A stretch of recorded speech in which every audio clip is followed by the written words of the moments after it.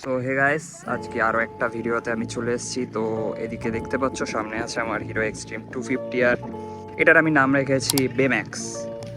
তোমাদের দেখাই, স্টিকারিং করিয়েছি, এই একটা রয়েছে বেম্যাক্স। সুন্দর বেশি। তো আজকে আমি যেটার জন্য এসেছি সেটা হলো যারাই মনে করে যে এই বাইক নিয়ে লং ট্যুর করবে বা বাইক নিয়ে মানে আমি যদি বাঙালিদের কথা বলি, বাঙালি সবারই একটা, যারা বাইক কেনে তাদের ইচ্ছা থাকে যে বাইক নিয়ে দীঘা যাব বা বাইক নিয়ে শিলিগুড়ি যাব, যারা একটু লং ট্যুর করতে ভালোবাসে। তো এখানে এক্সট্রিম 250 আর আমার মনে হয় বেস্ট বাইক। 250 সিসিতে যা তোমার মাইলেজ দেবে, আর পাওয়ার ফিগারের কথা বলি তো পাওয়ার ফিগার তো টোটালি মানে অসামের মধ্যে পড়ে। তো আমি আমার যদি কথা বলি যে তোমরা যদি চাও যে এই বাইকটা নিয়ে লং ট্যুর করতে, তোমার জন্য বেস্ট বাইক হবে।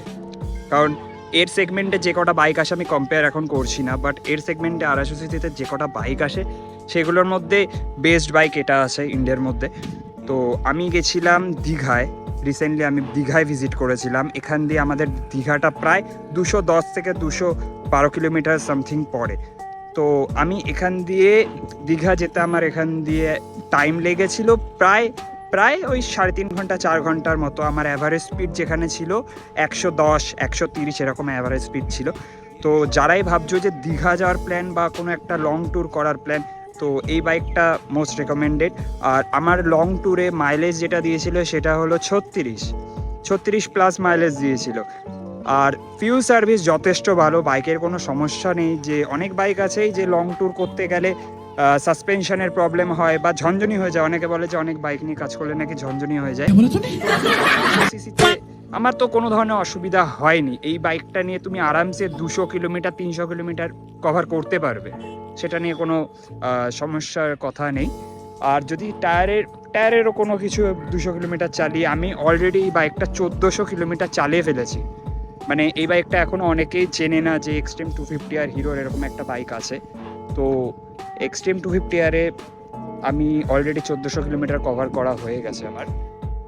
তো যারাই ভাবছো যে এই বাইকটাকে নিয়ে একটু লং ট্যুর করবে, শিলিগুড়ি তুমি 600 কিলোমিটার মেবি একটা স্টেপ নিতে হবে, একটুখানি তোমাকে আটকাতে হবে, তারপরে তুমি যেতে পারো। আর কোনো ধরনের সমস্যা নেই বাইকটায়। মোবিল আমি অলরেডি সার্ভিস করিয়ে নিয়েছিলাম, যার জন্য আমার মোবিলের যথেষ্ট কোয়ালিটি বেটারও ছিল, কুলেন্টও যথেষ্ট পরিমাণে ছিল। আমার কোনো ধরনের বাইক হিটিং ইস্যুও আসেনি, সাসপেনশনের কোনো অসুবিধা হয়নি। আমি উল্টে আমার যে পেছনে ছিল সে আমি পিলনে একজনকে নিয়ে গেছিলাম। তো দুজন মিলে আমার পিলনে সমেত মিলে আমার মাইলেজ দিয়েছিল 36। তো ভাবতেই পারছো যে সিঙ্গেল গেলে বা তোমরা যদি কোনো লাগেজ নিয়ে যাও কতটা মাইলেজ দিতে পারে না কি পারে।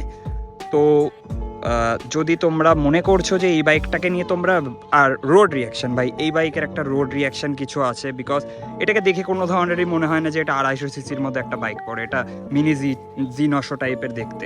তো এটার একটা রোড প্রেজেন্ট আছে, এটাকে নিয়ে যখনই তুমি বেরোবে একটা রোড প্রেজেন্ট তো থাকেই, যে এটাকে বুঝতেও পারে না যে এটা একটা হিরোর প্রিমিয়াম কোয়ালিটির বাইক। এটা কারো আন্দাজের বাইরে, কারণ সবাই 125 যেখানে চালাচ্ছে সেটা একটা 250 সিসিতে।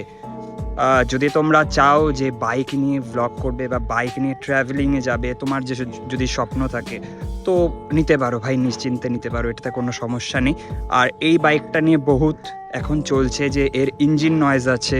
অনেকে তো বলছে, অনেকে একটা বাইক দেখাচ্ছে ব্ল্যাক কালারের, ইনস্টাগ্রামেই আমি দেখলাম যে বাইকটা দিয়ে নাকি মোবিল লিকেজ হচ্ছে, বাইকে স্টার্ট নিচ্ছে না, অনেক ধরনের সমস্যা দেখাচ্ছে। বাট আমি জানি না, আমার এখনও পর্যন্ত কোনো ধরনের সমস্যা আসেনি। উল্টে আমি যেখান দিয়ে সার্ভিস করিয়েছি সেখানে যারা সার্ভিসের লোকগুলো ছিল যথেষ্ট ভালো বিহেভিয়ার ছিল।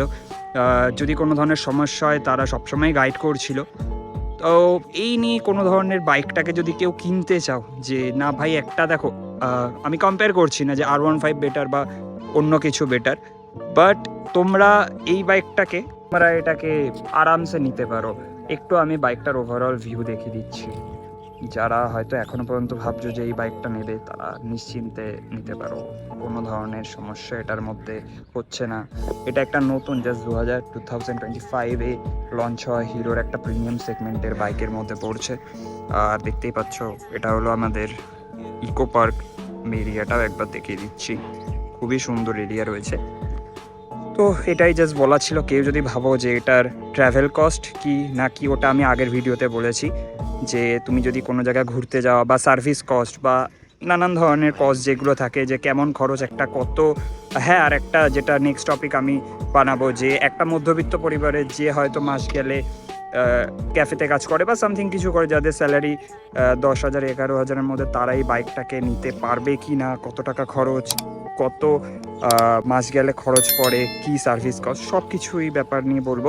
তো আজকে জাস্ট এটুকু বললাম যে এই বাইকটাকে নিয়ে যদি কেউ ট্রাভেলিং করতে চাও, যদি কেউ ভ্লগ বানাতে চাও, যে ট্রাভেল ভ্লগ অনেকের ইচ্ছা থাকে, তো নিশ্চিন্তে নিতে পারো, কোনো ধরনের সমস্যা নেই এই বাইকটার মধ্যে। আর এই বাইকটা বেস্ট, মানে পাওয়ার ফিগারের দিক থেকে তো বেস্ট, যখন তুমি চালাবে তখন বুঝতে পারবে মানে এই বাইকটা আসলেই কি। তো আজকের ভিডিওটা এই অবধি ছিল।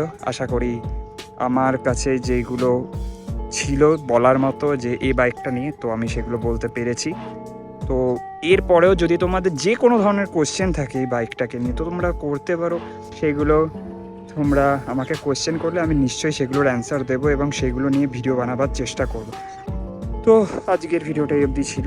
আশা করি তোমাদের ভিডিওটা ভালো লাগবে। তো পরে যে কোনো ভিডিওর জন্যে যদি কোনো কোয়েশ্চেন থাকে বলবে, আমি নিশ্চয়ই ভিডিও বানানোর চেষ্টা করব।